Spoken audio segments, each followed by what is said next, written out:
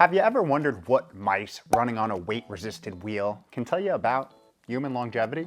Or, for that matter, what happens when a mouse goes on a carefully scripted strength training protocol in general? Well, after a few months of correlating research, you get Arnold Schwarzenmouse. Quick, get to the spinner, now! Okay, now that we got that out of the way, let's focus on the first question. Yo, what is up? Welcome back to another week of How to Health. My name is Kevin. I run liftingbalance.com, where we take aim at all things health and longevity and do it in an odd, weird, interesting, and highly sarcastic manner. Now, before we get going, if you are interested in joining our weekly health challenges, yes, one longevity focus challenge a week for 52 straight weeks, all focused around sustainable change, meaning change that you can do for a week and you can continue doing. It's a magical thing. So if you're interested, check out the link below, or it's totally fine if you just want to keep chilling on the tube of YouTube.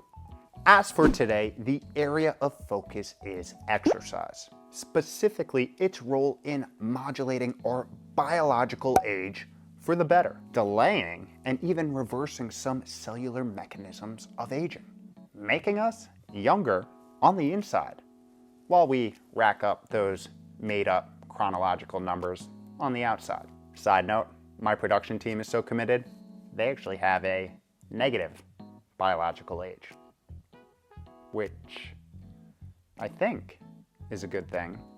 Guys, did you go back to not even being born yet?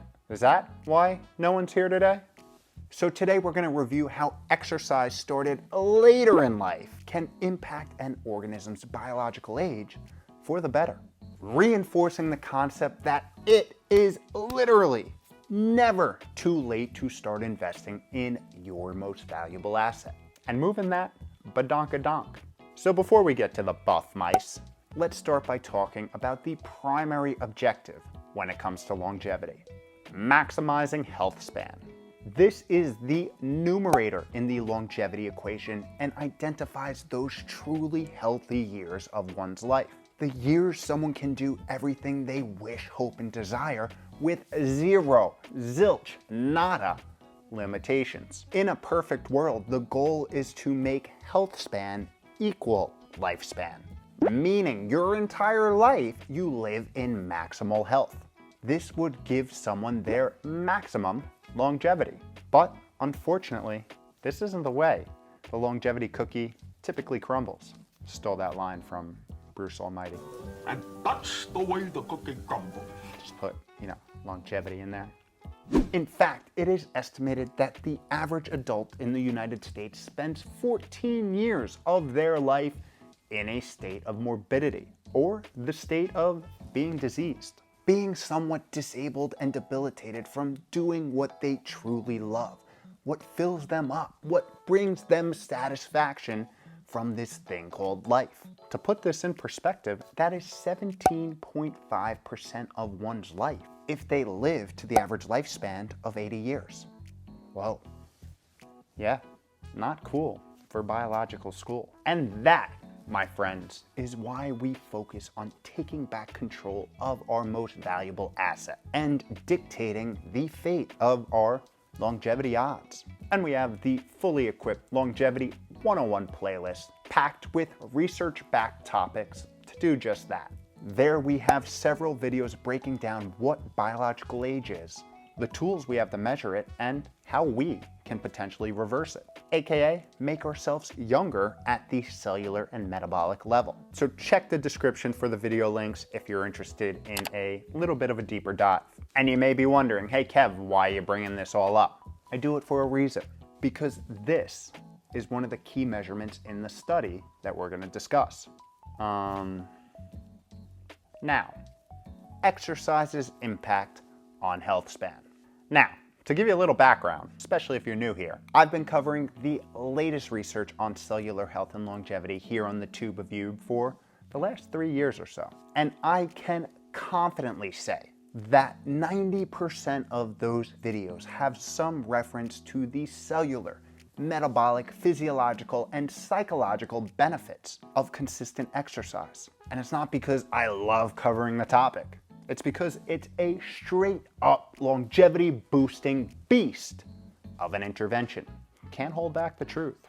It builds and preserves muscle mass, offsetting sarcopenia or the natural deterioration of muscle as we age. It keeps us more mobile and flexible, which are two overlooked yet critical components of both short-term health and long-term longevity. It also happens to be the best mood-boosting prescription there is, stimulating the release of in-house endorphins, cannabinoids, and opioids, which boost mood, reduce anxiety, decrease stress, and alleviate pain. It happens to be one of the best things we can do for mitochondria health, boosting their efficiency, stimulating the creation of new energy-producing organelles, mitochondrial biogenesis, while cleaning up the weak, damaged, and leaky, a process known as mitophagy. Going on, it may be one of the literal best things we can do for our heart, improving cardiovascular function, which happens to be inversely related to mortality.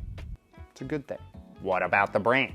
Well, it's been shown to activate neurons in the hippocampus, the learning and memory regions of our brain, and acts as a potent stimulator for BDNF, brain-derived neurotrophic factor, which is a growth factor that is associated with adult neurogenesis, aka the creation of new neurons, something that was thought to be impossible for the majority of scientific history. While at it, it reduces the risk of longevity liability numero uno, chronic inflammation, makes our cells more glucose tolerant, improving insulin sensitivity, and helps some of our key and overworked metabolic organs like the pancreas and liver chill out for a little bit. Oh, and we can't forget its role in detoxing the body. I mean, kind of important that it's a main stimulator of our lymphatic system, or our main detoxification highway throughout the body, while in many cases upregulating the secretion of sweat and ramping up our in-house cellular recycling program, autophagy. And I hope you've realized by now this list can go on. And if you're interested in any of these specific topics, I have videos created on basically each and every one of them, which I will link below. Moral of the story is, movement is medicine. Secret, longevity medicine. And the sooner you start, the better. Speaking of starting, you think it could still work its magic if you delay starting till later in life? Enter this new study from the University of Arkansas and published in Aging Cell. The main objective for researchers here was to explore if late life exercise mitigates skeletal muscle epigenetic aging. To do this, they took lab mice that were entering their last stage of life, or month 22 of an average lifespan of 24 months, and put them on a strength training protocol, or made them run on a weight-resisted wheel, not only working their endurance, but building their strength up as well.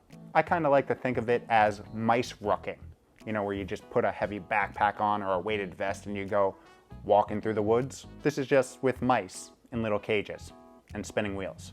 It's as close as we're gonna get to mice lifting weights. So they compared these elderly Schwarzenegger mice to an identical age control group, which lived their normal, elderly, sedentary mouse life. And throughout the study, researchers collected a number of different data points. One being DNA methylation signatures of the mice skeletal muscle cells. Now, may sound a little complex, and I'm not gonna lie, it is. But essentially what researchers are doing is leveraging a technique that analyzes the expression of an organism's genome against an advanced machine learning algorithm called a biological aging clock. And this is actually becoming the new de facto way to assess the true age of an organism. And there are actually direct-to-consumer tests that are on the market now for us humans. This is a crazy, cool, wild new method that can help give us insights like we've never had before into our cellular and metabolic present-day state. And I actually cover some human epigenetic aging research right here. So take a gander if you want more details on this new world way to measure true age. So, back to the study. What happened? After 2 months of progressive weighted wheel running, The elderly mice who participated in the training regimen were the epigenetic age of mice 8 weeks younger.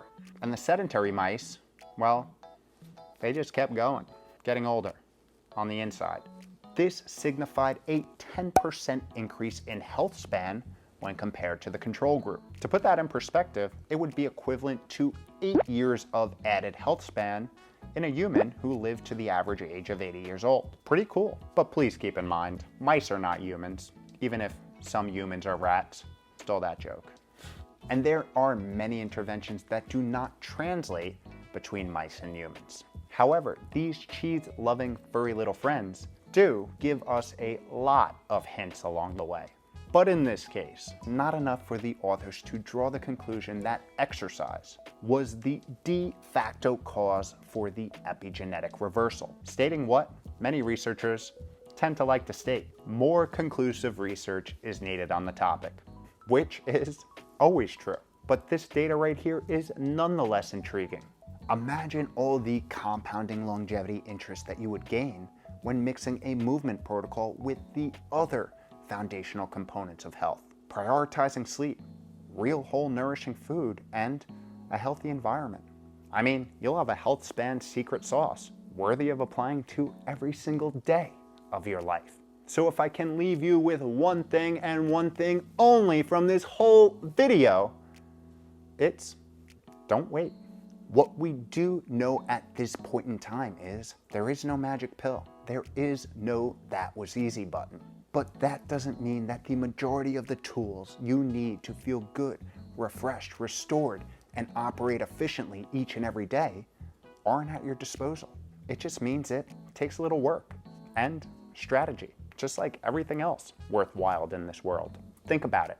2% or 30 strategic minutes of your day can help you build muscle, clean out toxins, make your body operate more efficiently, reduce your risk of basically every single disease, improve cardiometabolic function, lower stress, boost your brain power, curb appetite, help you sleep like a baby, and potentially slow your biological aging.